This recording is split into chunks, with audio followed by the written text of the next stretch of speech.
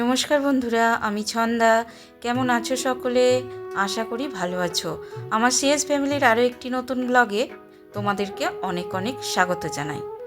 তো বন্ধুরা, আজকে হচ্ছে রবিবার। তো আজকে তোমাদের সাথে আমি রবিবারের ব্লগটা শেয়ার করছি। আর সোমবার জানো তো আমাদের লক্ষ্মী পুজো।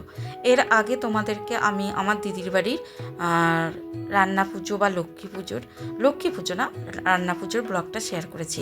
আর আমি লক্ষ্মী পুজো বলে ফেললাম কারণ আমাদের হচ্ছে সোমবার রান্না পুজো আর মঙ্গলবার হচ্ছে আমাদের লক্ষ্মী পুজোর সাথে মা মনসার পুজো হয়। তো যাদের যেটা নিয়ম আর কি, এক একজনদের তো এক এক রকমের নিয়ম। তো আমাদের এটাই নিয়ম যে যেদিন রান্না পুজো হয় তারপরের দিন আমাদের লক্ষ্মী পুজো প্লাস মা মনসার পুজোটাও হয়। স্পেশালি রান্না পুজোটা কিন্তু মা মনসার উদ্দেশ্যেই করা। তো যাই হোক, আগেকার দিনের মানুষদের কী বলো তো, কোনো রকম তাদের এন্টারটেনমেন্ট ছিল না। তারা চাষবাস করতো, সাংসারিক কাজ নিয়ে ব্যস্ত থাকতো। তখন তারা নানা বসে বসে এই সমস্ত রিচুয়ালগুলো পার্বণগুলো আর কি সৃষ্টি করতো। এটার পর ওটা, ওটার পরে এটাই তাদের সারা বছরের একটা খুশির দিন হিসাবে তারা উদযাপন করতো, আনন্দ করতো, খাওয়া দাওয়া করতো, এই আর কি। যেমন এখন তো মানুষ অনেকটাই স্বাস্থ্য সচেতন, খাদ্য সচেতন। তো সেই হিসাবে এত ফ্রাই জিনিস, ভাজাভুজি জিনিস মানুষ খেতে চায় না। আর প্রত্যেকটা পরিবারে এখন সবাই মেনটেন করে করেই রান্না করে। তো আমাদেরও সেরকমই হয়। তবে কি বলতো, এই রান্না পুজোর যে স্বাদ সত্যি অন্যান্য দিনের তুলনায় অনেক অনেক আলাদা। বলে না, ঠাকুরের একটা কৃপা থাকে, ঠাকুরের একটা অবশ্যই আশীর্বাদ থাকে। তো দেখো বন্ধুরা, তোমাদের সাথে গল্প করতে করতে আমি ফ্রিজটা ক্লিন করে ফেললাম। তো ভেবেছিলাম রান্না পুজোর দিনকেই করব ফ্রিজটা। তো এখন বিশেষ সেভাবে ফ্রিজের মধ্যে আমরা ওই সংড়ি বলো, মাছ মাংস বলো রাখি না। খুব রেয়ার, খুব যখন মাছ থেকে যায় তখন মাছটাই রাখা হয়। আর ডিম আনলে হয়তো কাঁচা ডিমটা। তো মাংসটা তো যখনই আনা হয় তখনই রান্না করে নেওয়া হয়। আর আমাদের এখন কোনো আলাদাভাবে নিরামিষ ফ্রিজ করা হয়নি। তো ঠাকুরের জিনিস এই ফ্রিজে কিছুই রাখি না, সেভাবে নয়, রাখি না। তো যাই হোক বন্ধুরা, এখানে দেখো আবারও তোমাদের সাথে কথা বলতে বলতে কাজটা এগিয়ে নিলাম। ফ্রিজ পরিষ্কার করে এই তো দেখো ঝুল ঝেড়ে নিচ্ছি। তো পুরো বাড়ির ঝুল ঝাড়াটা তো আর শেয়ার করতে পারি না, তাই ভাবলাম কিচেনের কাজ করছি সেহেতু কিচেনের যে ঝুলটা ঝাড়লাম সেটাই তোমাদের সাথে শেয়ার করে নিই। আর বন্ধুরা, আমাদের তো বাড়িতে কোনো রকম পুট্টি করা বা দামি রং নেই। দামি বলবো না, কোনো রকমই কিছুই রং নেই। ওই খালি চুনবালি ঝরে ঝরে পড়তো বলে একটা সামান্য কিছু একটা রং দিয়ে ঢেকে দেওয়া হয়েছে সেটাকে। তো সেই জন্য কী হয় বলো তো বন্ধুরা, ঝুল ঝাড়তে গেলে না আরও দেওয়ালের সাথে ঝুলটা চিপকে যায়, আটকে যায়। তো এবারে যে ঝুল ঝাড়ুটা এনেছিল ওটা বেশ সুন্দর। তো বন্ধুরা জানো তো, ওটা দিয়েই যতটা পেরেছি ঝুল ঝেড়েছি।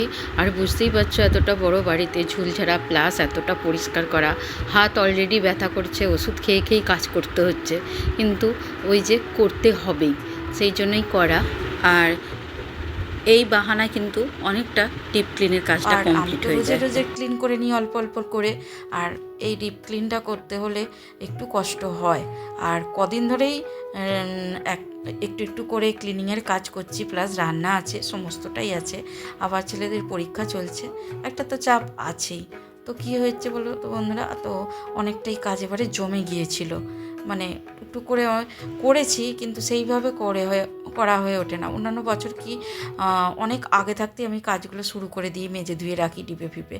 তো এবারে কি হয়েছে, আজ করব কাল করব বলে বা ব্যক্তিগত কিছু কারণের জন্য বলতে পারো, একদিন দিদি বাড়ি গেলাম, একদিন ছোটো ননদের বাড়ি গেলাম, এরকম ব্যস্ততার মধ্যে কেটে গেছে। তারপরে সিঁদুর পরীক্ষা চলছে।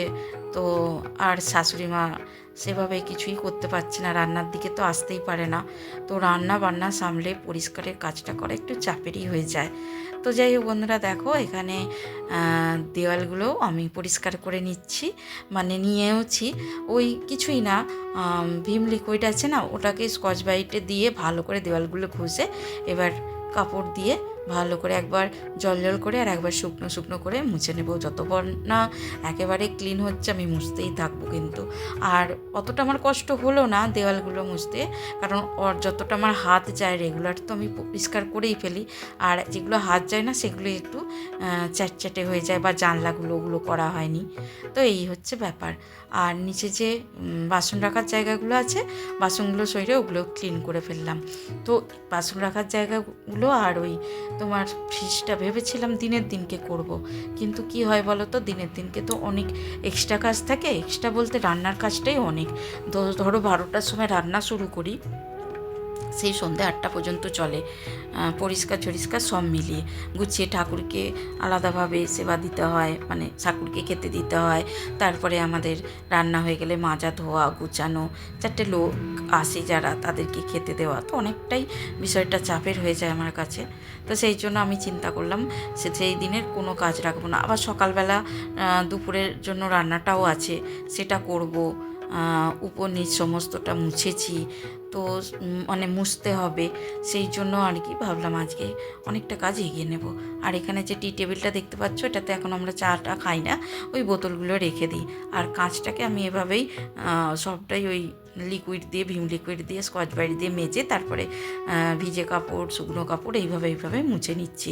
কারণ এক বছর কী করেছিলাম বলতো, সমস্ত কিছু আমি ছাদে নিয়ে চলে গেছিলাম, যে বছর প্রথম আমরা এই বাড়িতে আসি।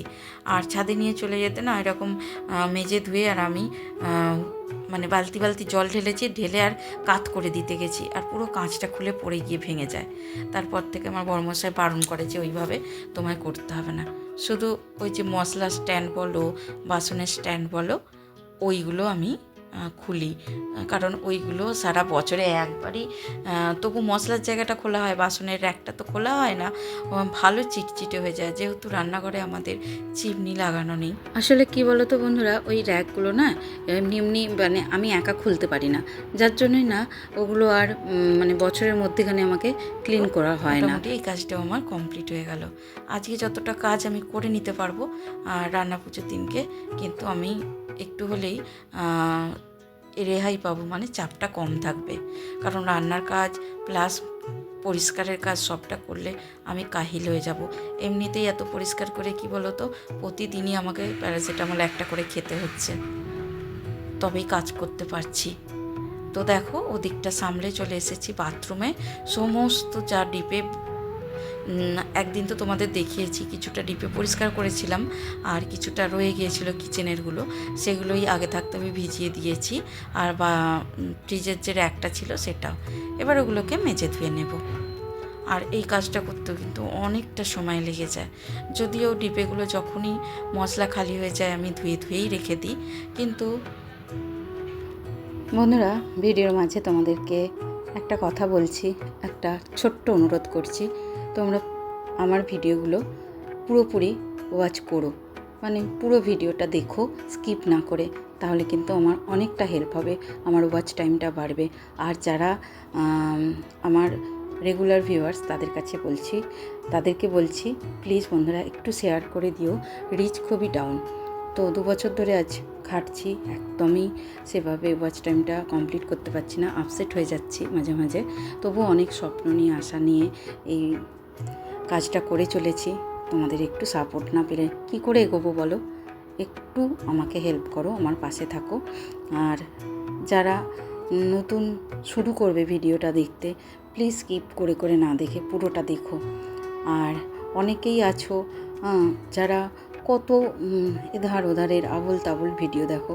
আর শুধু আমার ক্ষেত্রে বলছি না, আমার মতো যারা এরকম গৃহবধূরা অনেক আশা স্বপ্ন নিয়ে অনেক পরিশ্রম করে এরকম ব্লগ ছোটো ছোটো চ্যানেলগুলো খুলেছে, তাদেরকে একটু তোমরা যারা ভিউয়ার্স আছো একটু সাপোর্ট করে দিও। শুধু আমার কথা বলছি না, আমার সাথে সাথে সবাইকে করো, সবাই একটা স্বপ্ন নিয়ে এগোচ্ছে জানো তো। তো প্লিজ এটা অনুরোধ রইল তোমাদের কাছে। খুব ভালো লাগবে তো যদি তোমরা এভাবে একটু পাশে থেকো। তাহলে বন্ধুরা আর কথা বাড়াবো না, ভিডিওটা তাহলে এই পর্যন্তই রাখলাম। দেখা হবে তোমাদের সাথে খুব শীঘ্রই নতুন আরও একটা ভিডিওতে। ততক্ষণের জন্য সকলে খুব ভালো থেকো, সুস্থ থেকো, টাটা।